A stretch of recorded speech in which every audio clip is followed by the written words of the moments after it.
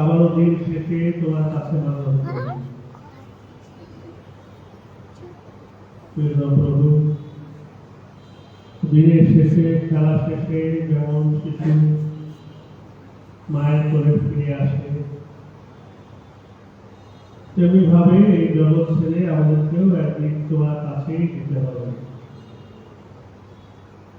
আমরা সকলেই তা জানি, স্বীকার করি। তোমার ইচ্ছায় দিন শেষে যেন আমরা সকলেই তোমার করেই নিজেদেরকে সমর্পণ করি।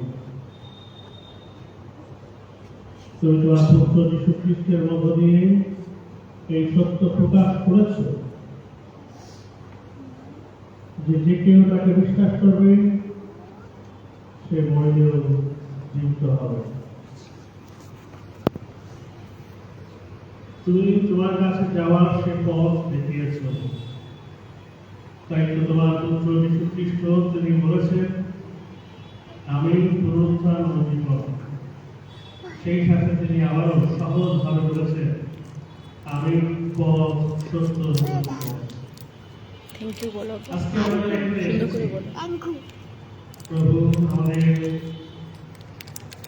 যিনি মধ্য দিয়ে তার সেই মেয়ের মধ্য দিয়ে নিমন্ত্রণ দিয়ে দাদাকে আরেকবার স্মরণ করা, সেই সাথে আমাদের সুযোগ দিয়েছ আরেকবার স্মরণ করা আমরা এই জগতে ক্ষণিকের অতিথি, আজ আছি কাল নেই।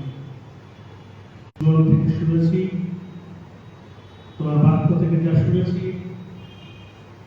তা অনুসরণ করতে, সেইভাবে আদর্শ জীবন যাপন করতে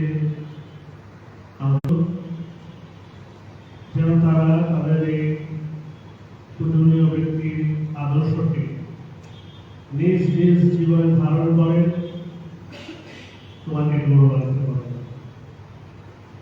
আমাদের দিদিকে আশীর্বাদ করো প্রভু, তিনি যেন একাকিত্বে না ভোগে।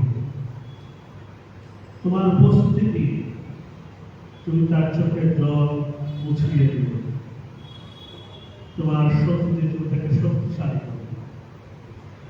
দাদার রেখে যাওয়া কাজ যেন তিনি করে দিতে পারেন, বা দাদার যে ইচ্ছাগুলো ছিল যা তিনি চেয়েছিলেন করতে, তিনি যেন তা